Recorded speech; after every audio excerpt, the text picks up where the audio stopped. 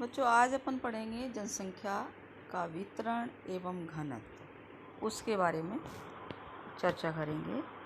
तो क्या है जनसंख्या का वितरण किसे कहते हैं और घनत्व क्या है, घनत्व किसे कहते हैं। इस मानव भूगोल में हमने अभी जब अध्ययन हम करते हैं तो हमने हमेशा यही पढ़ा है कि मानव भूगोल में मानव का केंद्रीय स्थान है। क्यों है? क्योंकि मानव अपने प्राकृतिक और सांस्कृतिक वातावरण का उपयोग करता है और उससे प्रभावित होता है। संभवतः जहाँ तक कोशिश करके वो उसमें कुछ परिवर्तन करने की कोशिश भी करता है। वह भूमि, जल, मिट्टी, खनिज पदार्थ, वनस्पति, जंतु, इन सब का उपयोग करता है। उत्पादन करता है, कृषि करता है, पशुपालन करता है, उद्योग करता है, व्यापार करता है, परिवहन करता है। इसके अलावा सामाजिक और राजनीतिक और सांस्कृतिक जो संगठन हैं उनको भी वो विकसित करता है। वह अपने प्राकृतिक संसाधनों का उपयोग करके संस्कृति का निर्माण करता है। इसीलिए धरातल पर मानव की संख्या कितनी है, उसका वितरण किन प्रदेशों में अधिक है या कम है, उसमें कितनी वृद्धि हुई है या कमी हुई है, उसके कार्य करने की क्षमता कैसी है, उसकी क्या क्या समस्याएं हैं, इन सभी बातों का अध्ययन हम जनसंख्या के अंतर्गत करते हैं। अगर हम देखें तो पृथ्वी पर जनसंख्या का जो निवास का इतिहास है,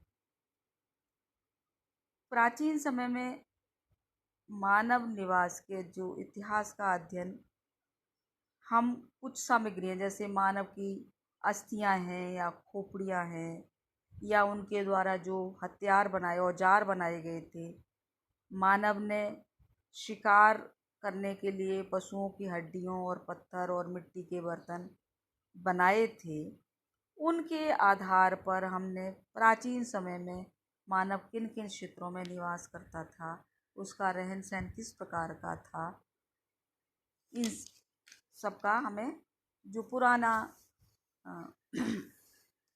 सामग्री है उसके आधार पर हम अध्ययन करते थे। जनसंख्या के इतिहास का जो आरंभिक युग था, उस समय जनसंख्या मुख्य रूप से 3 प्रकार के थे। जो मुख्य प्रदेश थे वो 3 प्रकार के थे: नगर केंद्रित क्षेत्र, सीमांत क्षेत्र और चलवासी क्षेत्र। नगर केंद्रित क्षेत्र वे थे, इसमें व्यापार की सभ्यताओं के सघन प्रदेश थे। जो भूमध्यसागरीय तटीय भाग, दक्षिणी पश्चिमी एशिया, दक्षिणी एशिया और पूर्वी एशिया, मध्य अमेरिका में भी ऐसे पृथक केंद्र थे। सीमांत क्षेत्र, जिनमें खेती के गांव और आदिम जनजातीय अर्थव्यवस्था की बस्तियां थीं।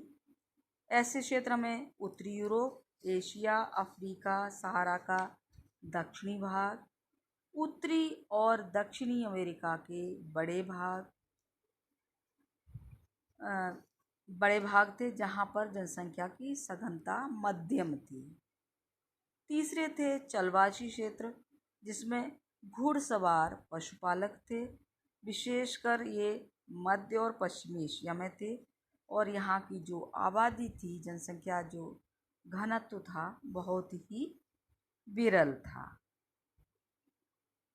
अब आते हैं कि जनसंख्या को का जो वितरण है उसको प्रभावित करने वाले कौन कौन से कारक हैं। तो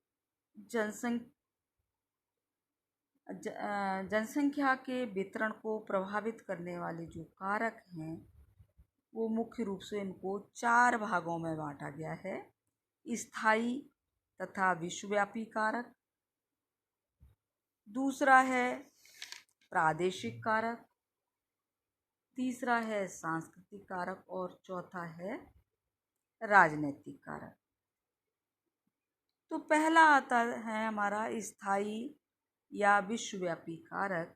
इसके दो भाग हैं, अवस्थिति और जलवायु।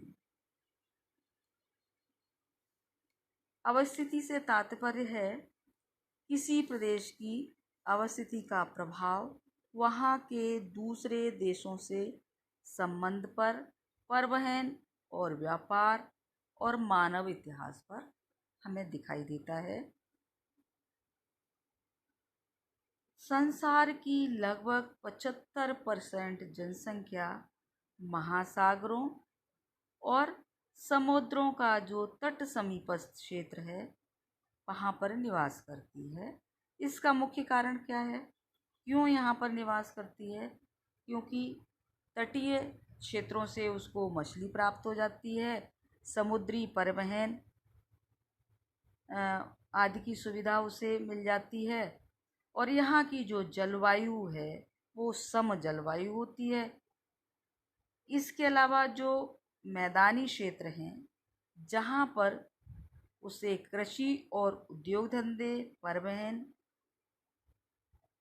की सुविधाएं मिलती हैं, इसलिए मैदानी क्षेत्रों में भी सघन जनसंख्या हमको देखने को मिलती है। दूसरा आता है जलवायु। जनसंख्या वितरण पर अगर हम देखें तो जलवायु सबसे अधिक प्रभाव डालती है।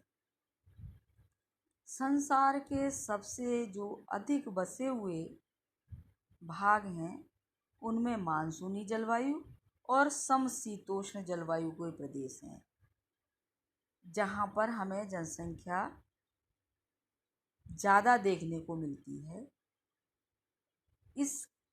और जिन प्रदेशों की जलवायु अधिक गर्म और शुष्क है वहाँ, या बहुत ज़्यादा शीत जलवायु है, वहाँ पर जनसंख्या हमें कम दिखाई देती है, क्योंकि मानव उन्हीं क्षेत्रों में रहना पसंद करता है जहाँ का तापमान उसके अनुकूल हो, पर्याप्त वर्षा हो।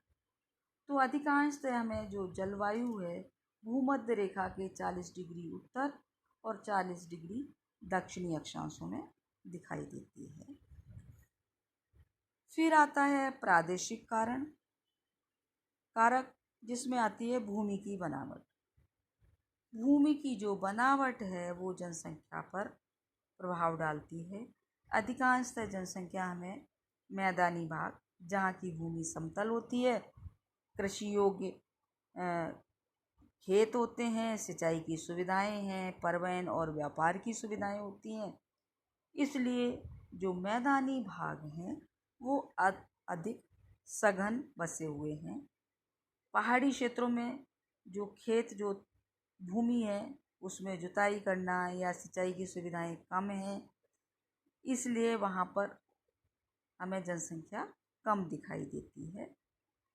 तो अगर हम इस दृष्टि से देखें तो विश्व में 4 बड़े समूह हैं जहाँ जनसंख्या ज़्यादा है। पहला है चीन और जापान, दूसरा भारत बांग्लादेश, तीसरा यूरोप और चौथा है पूर्वी संयुक्त राज्य। ये चारों बड़े जनसमूह मैदानों में बसे हैं, और इसके अगर हम विपरीत देखें तो हिमालय है, रॉकीज, एंडीज जो पर्वतीय क्षेत्र हैं वहाँ जनसंख्या कम दिखाई देती है। इसके अलावा चीन का बड़ा मैदान वांगो, यांग्सी कियांग, सीकियांग, ये मैदान, या जो जापान है उसका अधिकतर समुद्र तटीय क्षेत्र, यूरोप में डैन्यूब, राइन आदि नदियों के मैदान, और संयुक्त राज्य अमेरिका में मिसिसिपी का मैदान, यहाँ पर हमें सघन आबादी देखने को मिलती है। फिर आता है जलपूर्ति। मानव की जो जैविक आवश्यकताएं हैं उनका उसमें जल का स्थान भोजन से भी पहले आता है, क्योंकि जल की आवश्यकताएं मुख्यतः 3 प्रकार की होती हैं। घरेलू आवश्यकताएं, औद्योगिक कार्यों के लिए जलपूर्ति और सिंचाई के लिए जल पूर्ति।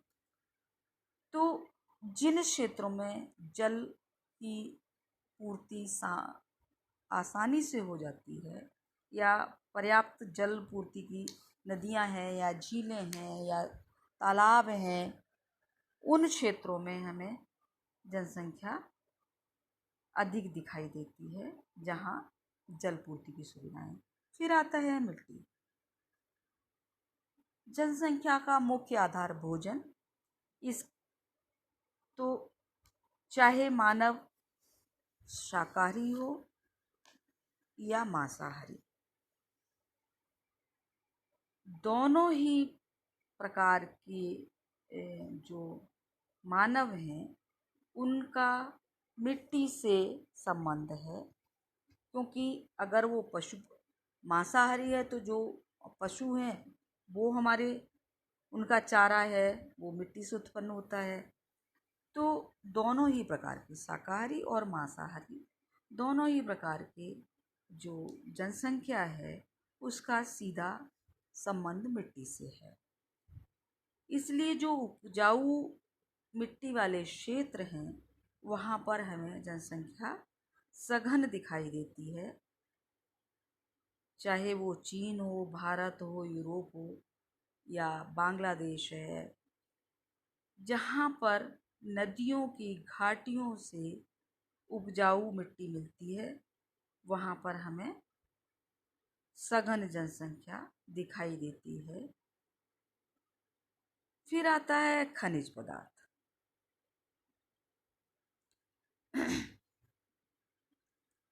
जिन प्रदेशों में खनिज संपत्ति पर्याप्त मात्रा में है वहाँ औद्योगिक उन्नति की सुविधा रहती है, तो मानव को भोजन वस्त्र आदि उस क्षेत्र में प्राप्त हो जाते हैं, क्योंकि उद्योग धंधों में काम करता है। चाहे जो खनिजें खाने हैं उनमें खनन कार्य करता है, तो उसको वहाँ पर उसकी आजीविका का साधन उपलब्ध हो जाता है। ऐसे क्षेत्रों में भी हमें सघन जनसंख्या दिखाई देती है। जैसे यूरोप का अगर हम देखें तो सबसे सघन क्षेत्र है कोला लोहा क्षेत्र। फिर आते हैं शक्ति के संसाधन। निर्माण उद्योगों की मिलें और कारखाने चलाने के लिए हमें परिवहन के लिए पेट्रोलियम, गैस, जल विद्युत की आवश्यकता होती है। तो अतः जहाँ पर इनकी प्राप्ति होती है जनसंख्या वहाँ पर सघन होती है। फिर आती है सांस्कृतिक कारक, जिसमें आर्थिक उन्नति की अवस्था है। किसी प्रदेश की आर्थिक उन्नति होने पर उस क्षेत्र की जो जनसंख्या है उसकी पोषण क्षमता में वृद्धि हो जाती है। अतः उस देश में निवास करने वाली जो जनता है वो भूख से नहीं मरती, क्योंकि वहाँ पर यदि भोजन सामग्री कम उत्पन्न होती है तो अन्य खाद्य पदार्थ वो क्योंकि आर्थिक उन्नति विकसित है तो अन्य क्षेत्रों से वो खाद्य पदार्थों का आयात कर लेता है और उसके बदले में अपने यहाँ से जो निर्मित माल है उसको बदले में दे देता है। तो इस तरह से जिन क्षेत्रों में आर्थिक विकास उत्तम अवस्था में है वहाँ पर भी जनसंख्या हमें ज़्यादा दिखाई देती है। फिर आती है प्राविधिक उन्नति का स्तर।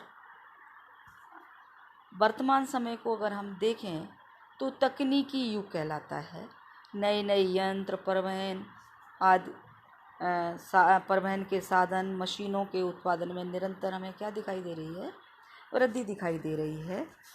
तो जलवायु और ऋतुओं की कठोरता होने के बाद भी जहाँ पर तकनीकी विकास ज़्यादा है उन्होंने इन पर भी विजय प्राप्त कर ली है। उसने क्या किया है कि ठंडे या गर्म, ज़्यादा ठंडे क्षेत्र हैं या गर्म क्षेत्र हैं उनमें सुविधाओं की वृद्धि कर ली है और उस क्षेत्र में औद्योगिक विकास करके मानव के अनुकूल स्थितियां पैदा कर दी। इसलिए उस क्षेत्र पर में हमें अधिक घनत्व दिखाई देता है। फिर आता है सामाजिक और सांस्कृतिक कारक। सामाजिक रीति रिवाज, धार्मिक विश्वास, जीवन के प्रति दृष्टिकोण का प्रभाव भी जनसंख्या के वितरण पर हमें दिखाई देता है। अगर हम उदाहरण के लिए देखें तो हमारा प्रथम महायुद्ध से पूर्व जो चीन के निवासी अपने पूर्वजों की कब्रों को पूजते रहने के कारण दूसरे देशों को प्रवास करना बहुत कम पसंद करते थे। अतः क्या हुआ, वहाँ पर जनसंख्या की सघनता बढ़ती गई। जिस समाज के लोग भाग्यवादी होते हैं उनका परिवार नियोजन पर विश्वास नहीं होता और इसी के कारण निरंतर जनसंख्या में वृद्धि होती है। फिर आता है राजनीतिक कारण।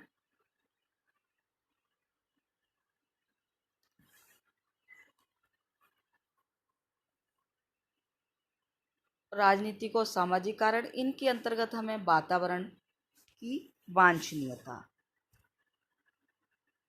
मानव सभ्यता के साथ साथ और परिवहन तथा संचार की उन्नति के साथ साथ विभिन्न प्रदेशों की वांछनीयता में भी हमें परिवर्तन देखने को मिले हैं। जिन प्रदेशों में आर्थिक संभावनाएं विभिन्न प्रकार की होती हैं उस प्रदेश में बसने की मानव जनसंख्या के बसने के जो चांस हैं, अवसर हैं, वो ज़्यादा होते हैं। मानव क्या करता है, आर्थिक लाभ, जहाँ आर्थिक लाभ की संभावनाएं कम होती हैं जनसंख्या वहाँ पर कम निवास करती है। तो कुछ प्रदेश ऐसे हैं जहाँ पर जनसंख्या सघन है और कुछ प्रदेश ऐसे होते हैं जहाँ पर जनसंख्या कम मात्रा में दिखाई देती है। उसका कारण है हमारी जो वातावरण, इकोलॉजिकल जो डिजायरेबिलिटी है या वांछनीयता है, उसका प्रभाव हमें देखने को मिलता है। फिर लास्ट है अंतर्राष्ट्रीय देशों की पारस्परिक निर्भरता। वर्तमान काल में जो हमारा स्पेशलाइजेशन है, विशेषीकरण है, इसके बढ़ जाने के कारण सभ्य राष्ट्र अपने भोजन, वस्त्र और दूसरी आवश्यक वस्तुओं के लिए एक दूसरे पर निर्भर करते हैं। उदाहरण के लिए अगर हम देखें तो ब्रिटेन और जर्मनी का भोजन अधिकतर ऑस्ट्रेलिया, कनाडा, अर्जेंटीना, न्यूजीलैंड आदि देशों से आता है और ये उसके बदले में उनको मशीनें बेचते हैं। आपस में वस्तु विनिमय जिसको कहते हैं ना, आदान प्रदान होता है। एक देश की उपज दूसरे देश में आसानी से हम बदल सकते हैं। तो कुल मिला के यह है कि ज़रूरी नहीं कि हर चीज़ हर क्षेत्र में ही हो। हम अगर किसी क्षेत्र में अनाज ज़्यादा पैदा होता है, किसी क्षेत्र में औद्योगिक उन्नति ज़्यादा है, तो आपस में हम एक दूसरे से क्या कर लेते हैं, आदान प्रदान कर लेते हैं। तो ये कहलाता है अंतर्राष्ट्रीय देशों की आपस में पारस्परिक निर्भरता। जैसे हम जापान का उदाहरण लें, अगर हम जापान में देखें तो वहाँ पर तकनीकी विकास ज़्यादा है और अगर हम खनिज की दृष्टि से देखें तो वहाँ खनिज बहुत कम मात्रा में है, ना के बराबर ही मान लें। तो क्या करते हैं जापान के लोग कि कच्चा माल आयात करते हैं और निर्मित माल को निर्यात कर देते हैं। तो जिन क्षेत्रों में कच्चा माल होता है वो जापान को भेज देते हैं, जापान वहाँ से बदले में उसको निर्मित सामग्री भेज देता है। तो इसलिए एक दूसरे जो अंतर्राष्ट्रीय देश हैं इनका आपस में एक दूसरे के ऊपर पारस्परिक निर्भरता होती है। तो ये रहा जनसंख्या के वितरण को प्रभावित करने वाले कारक। अब कल अपन पढ़ेंगे जनसंख्या वितरण के प्रतिरूप कि कौन कौन से प्रतिरूप हैं जनसंख्या वितरण के, उसके बारे में अपन कल चर्चा करेंगे। Thank you.